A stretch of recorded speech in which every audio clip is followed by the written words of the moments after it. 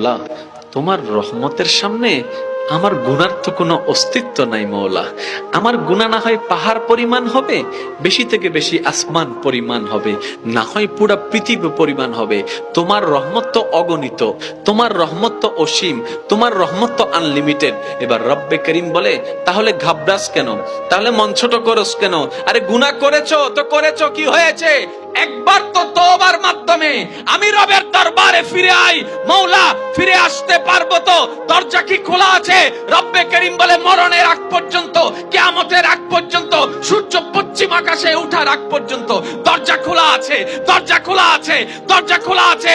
এবার বান্দা বলে, মওলা 24টা ঘন্টার কোন টাইমে আসলে সেই দরজা খোলা পাবো? রব্বে করিম বলে, আরে ব্যাংকের দরজা খোলা থাকে নির্দিষ্ট সময়ে, অফিস আদালতের দরজা খোলা থাকে নির্দিষ্ট সময়ে, এমনকি ঘরের দরজাও খোলা থাকে নির্দিষ্ট সময়ে, এর বাইরে যাই না। কিন্তু তোর রবের দরবার এমন একটা দরবার, 24টা ঘন্টার যেই কোনো মুহূর্তে তুই আসবি, তোর রবের দরবার তোর জন্য খোলা থাকবে। সুবহানাল্লাহ।